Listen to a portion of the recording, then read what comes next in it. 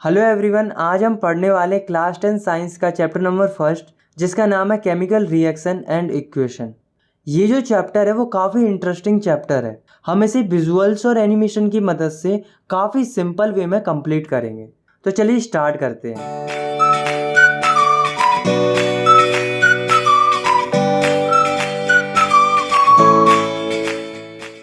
तो हमारी daily life में हमें हमारे आसपास कई सारे चेंजेस देखने को मिलते हैं, जिसमें से कुछ चेंजेस फिजिकल होते हैं और कुछ चेंजेस केमिकल होते हैं। तो चलिए समझते हैं कि फिजिकल और केमिकल चेंजेस आखिर होते क्या हैं। तो सबसे पहले हम समझते हैं कि फिजिकल चेंज क्या होते हैं।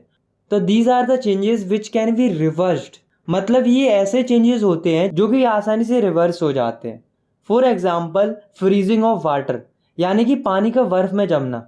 गाइस, आपने नोटिस किया होगा जब हम पानी को रेफ्रिजरेटर में रखते हैं तो वह बर्फ बन जाता है, और जब हम उसे बाहर निकालते हैं तो वह वापस पानी बन जाता है। तो ये जो चेंज है वो फिजिकल चेंज है, क्योंकि यहाँ पर जो चेंज हो रहा है वो रिवर्सिबल है। अब हम समझते हैं केमिकल चेंजेस क्या होते हैं। तो these are the changes which can not be reversed, मतलब कि ये ऐसे चेंज होते हैं जो कि रिवर्स नहीं होते हैं। जैसे कि रस्टिंग ऑफ आयरन, मतलब लोहे पर जंग लगना। आपने देखा होगा कि जब हम लोहे को एटमॉस्फेयर में खुला छोड़ देते हैं तो लोहे पर जंग लग जाती है और लोहा खराब हो जाता है। तो ये जो चेंज है वो केमिकल चेंज है, क्योंकि एक बार लोहा अगर खराब हो जाता है तो वह वापस उसी स्टेट में नहीं आ पाता है। तो चलिए अब हम इस चैप्टर के दो इंपॉर्टेंट टर्म्स को समझते हैं, जो कि है रिएक्टेंट और प्रोडक्ट। तो ये दोनों टर्म्स आपको इस चैप्टर में कई बार सुनने को मिलेंगे। तो चलिए समझते हैं कि आखिर ये रिएक्टेंट और प्रोडक्ट होते क्या है। तो सबसे पहले हम समझते हैं कि रिएक्टेंट क्या होते हैं। तो the substance which take part in chemical reaction are called reactants, मतलब कि ऐसे सबस्टेंस जो केमिकल रिएक्शन में पार्ट लेते हैं उन्हें हम रिएक्टेंट कहते हैं। नेक्स्ट है प्रोडक्ट। प्रोडक्ट क्या होते हैं? तो the substance which are formed in the chemical reaction are called products, मतलब कि ऐसे सबस्टेंस जो कि केमिकल रिएक्शन में फॉर्म होते हैं उन्हें हम प्रोडक्ट्स कहते हैं। तो चलिए रिएक्टेंट्स और प्रोडक्ट्स को एक एग्जाम्पल के थ्रू समझते हैं। जैसे कि जब सोडियम वाटर से रिएक्ट करता है तो वो सोडियम हाइड्रोक्साइड प्लस हाइड्रोजन बनाता है। तो दोस्तों इस रिएक्शन को अगर हम ध्यान से देखेंगे तो इस रिएक्शन में सोडियम और वाटर जो है वो रिएक्टेंट है, क्योंकि ये दोनों इस रिएक्शन में पार्ट ले रहे हैं। और जो सोडियम हाइड्रोक्साइड और हाइड्रोजन है वे हैं प्रोडक्ट्स, क्योंकि ये दोनों इस रिएक्शन में फॉर्म हो रहे हैं। आई होप आपको रिएक्टेंट और प्रोडक्ट समझ में आ गए होंगे। तो अब हम इस चैप्टर के पहले टॉपिक को समझते हैं, जिसका नाम है केमिकल रिएक्शन।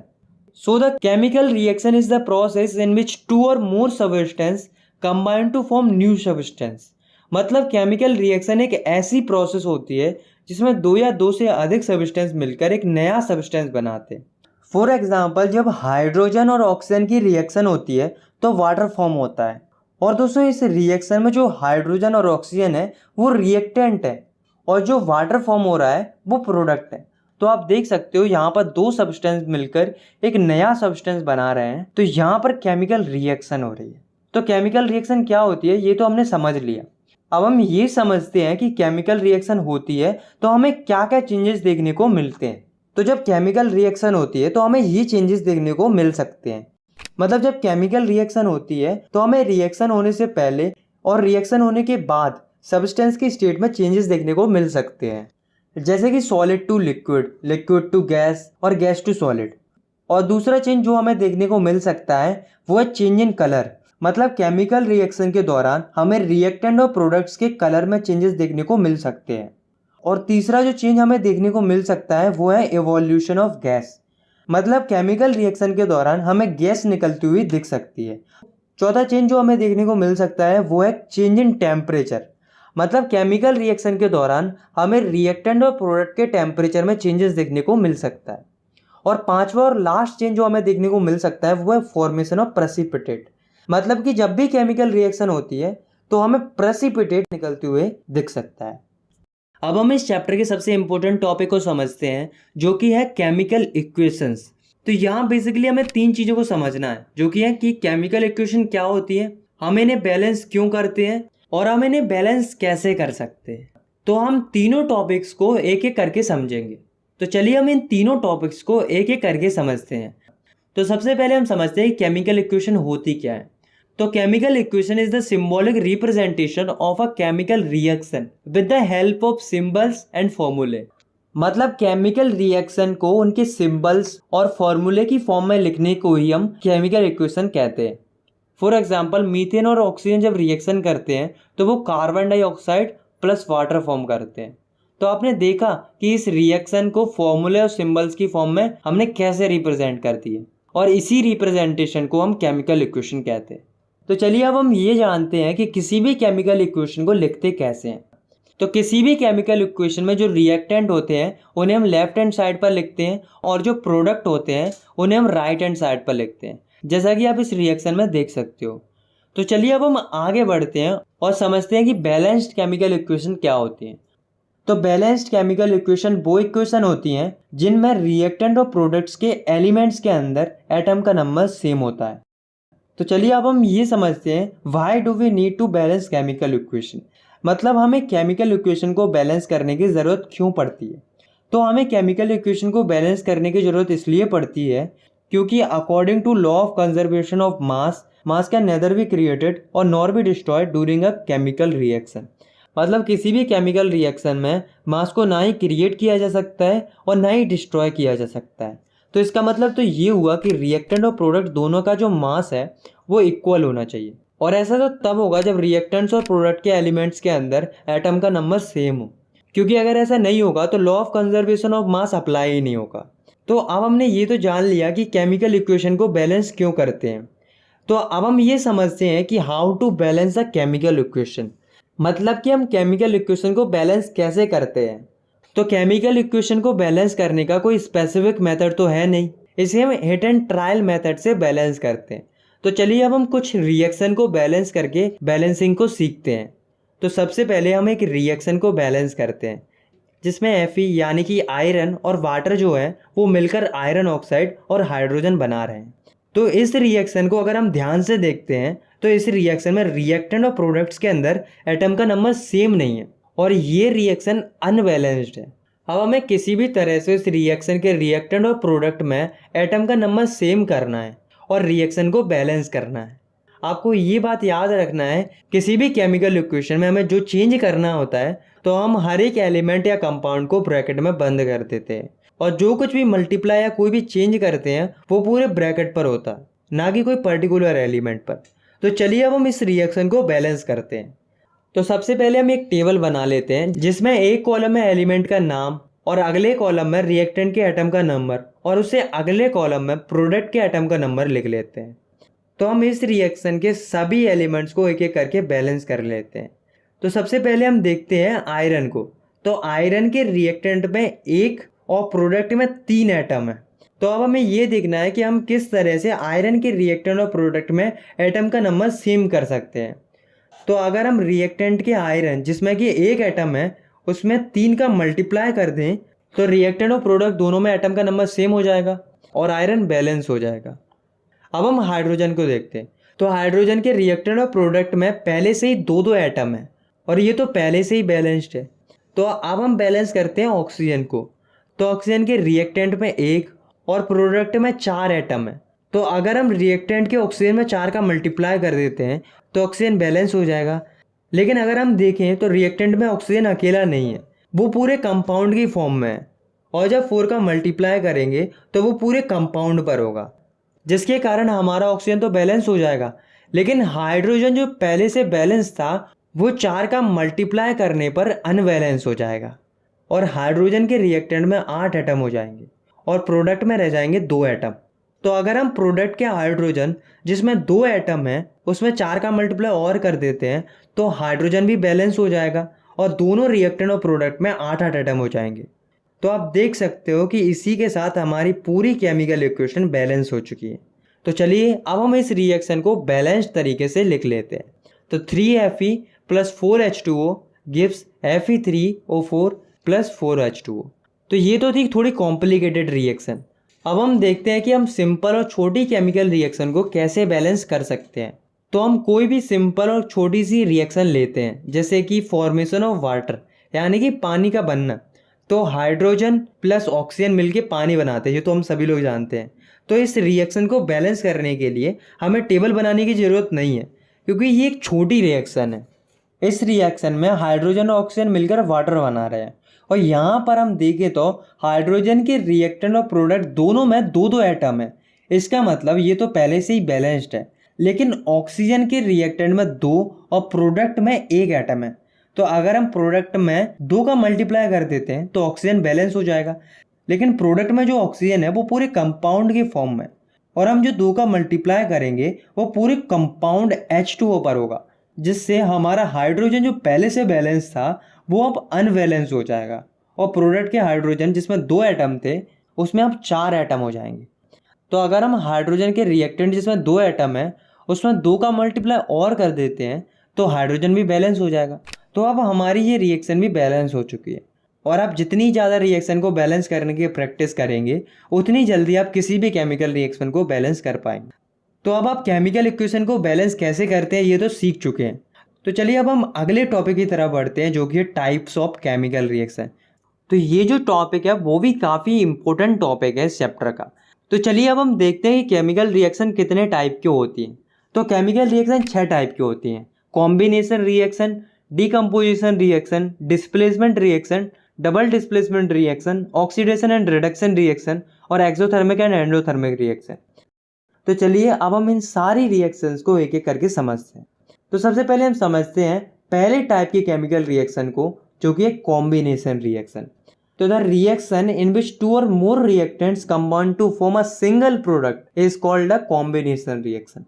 मतलब कि ऐसी रिएक्शन जिसमें 2 या 2 से अधिक रिएक्टेंट मिलकर एक सिंगल प्रोडक्ट बनाते हैं, ऐसी रिएक्शन को हम कॉम्बिनेशन रिएक्शन कहते हैं। चलिए अब हम इस रिएक्शन के कुछ एग्जाम्पल्स को देखते हैं। तो पहला एग्जाम्पल है फॉर्मेशन ऑफ वाटर, यानी कि पानी का बनना। जब हाइड्रोजन और ऑक्सीजन आपस में रिएक्शन करते हैं तो वाटर फॉर्म होता है, और ये जो रिएक्शन है वो कॉम्बिनेशन रिएक्शन है, क्योंकि यहाँ पर 2 रिएक्टेंट मिलकर एक सिंगल प्रोडक्ट बना रहे हैं। इसी का दूसरा एग्जाम्पल है बर्निंग ऑफ कोल। मतलब कार्बन और ऑक्सीजन की रिएक्शन होती है तो कार्बन डाइऑक्साइड फॉर्म होती है, और ये रिएक्शन भी कॉम्बिनेशन रिएक्शन है, क्योंकि इस रिएक्शन में 2 रिएक्टेंट यानी कि कार्बन और ऑक्सीजन मिलकर एक सिंगल प्रोडक्ट यानी कि कार्बन डाइऑक्साइड बना रहे हैं। तो चलिए अब हम दूसरी टाइप के केमिकल रिएक्शन को समझते हैं, जो कि है decomposition reaction. So the reaction in which a single reactant breaks down to form 2 or more products। मतलब ऐसी रिएक्शन जिसमें एक सिंगल रिएक्टेंट 2 या 2 से ज़्यादा प्रोडक्ट में टूट जाता है, उसे हम डीकम्पोजिशन रिएक्शन कहते हैं। तो यहाँ पर सोचने वाली बात ये है कि आखिर ये रिएक्टेंट टूट क्यों रहा है। कोई ना कोई एनर्जी तो होगी जिसके कारण ये रिएक्टेंट टूट रहा है। तो उसी एनर्जी के हिसाब से जो डीकम्पोजिशन रिएक्शन है वो 3 टाइप की होती है, जो कि thermal decomposition, electrolytic decomposition and photolytic decomposition. तो सबसे पहले हम समझते हैं थर्मल डिकम्पोजिशन को। तो ऐसा डिकम्पोजिशन जो कि हीट के द्वारा किया जाता है उसे हम थर्मल डिकम्पोजिशन कहते हैं। फॉर एग्जांपल, जब हम कैल्शियम कार्बोनेट को हीट करते हैं तो वह कैल्शियम ऑक्साइड यानी कि क्विक लाइम और कार्बन डाइऑक्साइड में टूट जाता है। दूसरी टाइप की डिकम्पोजिशन रिएक्शन है वो है इलेक्ट्रोलाइटिक डिकम्पोजिशन। तो ऐसा डिकम्पोजिशन जो कि इलेक्ट्रिसिटी की हेल्प से किया जाता है उसे हम इलेक्ट्रोलाइटिक डिकम्पोजिशन कहते हैं। जैसे कि जब हम वाटर में इलेक्ट्रिक करंट पास कराते हैं तो वह हाइड्रोजन और ऑक्सीजन 2 कंपाउंड में ब्रेक हो जाता है। तीसरे टाइप की डिकम्पोजिशन रिएक्शन है फोटोलाइटिक डिकम्पोजिशन। मतलब ऐसा डिकम्पोजिशन जो कि लाइट एनर्जी की हेल्प से किया जाता है उसे हम फोटोलाइटिक डिकम्पोजिशन कहते हैं। फॉर एग्जाम्पल, जब सिल्वर क्लोराइड के ऊपर सनलाइट पड़ती है तो वह सिल्वर और क्लोरीन में ब्रेक हो जाता है। तो चलिए अब हम आगे बढ़ते हैं और तीसरे टाइप के केमिकल रिएक्शन को समझते हैं, जो कि है डिस्प्लेसमेंट रिएक्शन। तो the reaction in which more reactive element displaces less reactive element from its compound or solution is called displacement reaction. मतलब कि ऐसी रिएक्शन जिसमें ज़्यादा रिएक्टिव एलिमेंट कम रिएक्टिव एलिमेंट को डिस्प्लेस कर देता है उसके कंपाउंड या सॉल्यूशन से, तो उसे हम डिस्प्लेसमेंट रिएक्शन कहते हैं। चलिए हम डिस्प्लेसमेंट रिएक्शन का एक एग्जांपल देखते हैं। तो जब जिंक और कॉपर सल्फाइड की रिएक्शन होती है तो जिंक जो होता है वो ज़्यादा रिएक्टिव होने के कारण कॉपर को डिस्प्लेस कर देता है और जिंक सल्फाइड बना लेता है, और कॉपर जो है वो अलग हो जाता है। चौथे टाइप की केमिकल रिएक्शन है डबल डिस्प्लेसमेंट रिएक्शन। तो the reaction in which 2 different ions or group of atom in the reactant molecules are displaced by each other is called double displacement reaction. मतलब ऐसी रिएक्शन जिसमें दो अलग अलग ions और atom के ग्रुप रिएक्टेंट के मॉलिक्यूल में एक दूसरे के द्वारा डिस्प्लेस किए जाएं, तो ऐसी रिएक्शन को हम डबल डिस्प्लेसमेंट रिएक्शन कहते हैं। फॉर एग्जांपल, जब सिल्वर नाइट्रेट और सोडियम ब्रोमाइड की रिएक्शन होती है तो सोडियम जो है वो ज़्यादा रिएक्टिव होने के कारण सिल्वर की जगह ले लेता है, और जो सिल्वर जो है वो सोडियम की जगह ले लेता है, और इसके कारण जो कंपाउंड फॉर्म होते हैं वो है सिल्वर ब्रोमाइड और सोडियम नाइट्रेट। तो अब हम समझते हैं पांचवी टाइप की केमिकल रिएक्शन को, जो कि है ऑक्सीडेशन एंड रिडक्शन रिएक्शन। तो चलिए अब हम एक एक करके इन दोनों रिएक्शन को समझते हैं। तो सबसे पहले हम समझते हैं ऑक्सीडेशन रिएक्शन को। तो oxidation can be defined as the process in which oxygen is added to a substance, or the process in which hydrogen is removed from a substance, or the process in which substance loses electron. मतलब कि oxidation एक ऐसी process होती है जिसमें कि किसी भी सब्सटेंस पर ऑक्सीजन ऐड हो रहा हो, या फिर किसी भी सब्सटेंस से हाइड्रोजन रिमूव हो रहा है, या किसी भी सब्सटेंस से इलेक्ट्रॉन्स लूज हो रहे हैं, ये होती है ऑक्सीडेशन। तो चलिए अब हम ऑक्सीडेशन के कुछ एग्जाम्पल को देखते हैं।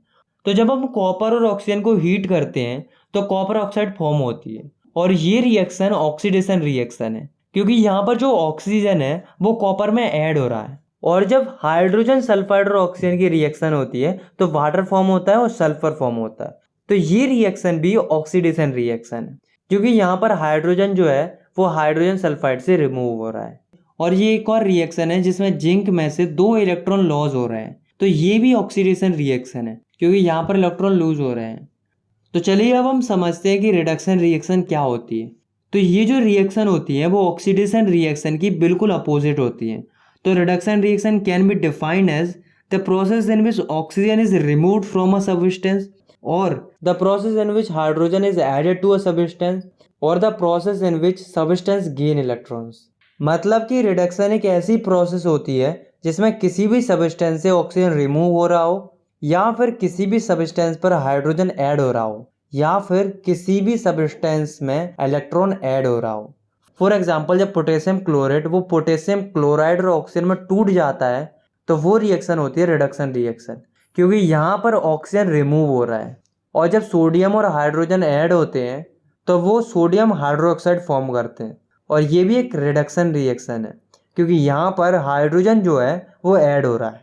और ये एक और रिएक्शन है जिसमें जिंक जो है उस पर 2 इलेक्ट्रॉन ऐड हो रहे हैं, तो ये भी एक रिडक्शन रिएक्शन है, क्योंकि इसमें इलेक्ट्रॉन ऐड हो रहे हैं। दोस्तों, आपको एक बात याद रखनी है कि जब भी किसी भी सब्सटेंस का ऑक्सीडेशन होता है तो उस सब्सटेंस को हम ऑक्सीडाइज्ड कहते हैं, और जब किसी भी सब्सटेंस का रिडक्शन होता है तो उस सब्सटेंस को हम रिड्यूस्ड कहते हैं। तो चलिए अब हम समझते हैं एक बहुत ही इंपॉर्टेंट केमिकल रिएक्शन को, जो कि है रेडॉक्स रिएक्शन। तो the reaction in which oxidation and reduction take place simultaneously are called redox reaction. मतलब कि ऐसी रिएक्शन जिसमें ऑक्सीडेशन और रिडक्शन एक साथ देखने को मिलते हैं, तो ऐसे रिएक्शन को हम रेडॉक्स रिएक्शन कहते हैं।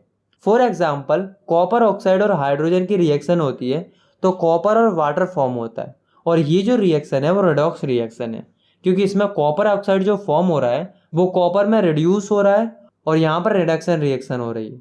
और जो हाइड्रोजन है वो वाटर में ऑक्सीडाइज हो रहा है, और यहाँ पर हो रही है ऑक्सीडेशन रिएक्शन। तो इस रिएक्शन को हम रेडॉक्स रिएक्शन कह सकते हैं।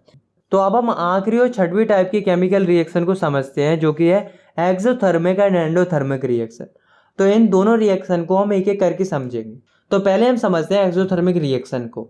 तो the reaction which are accomplished by evolution of heat are called exothermic reaction.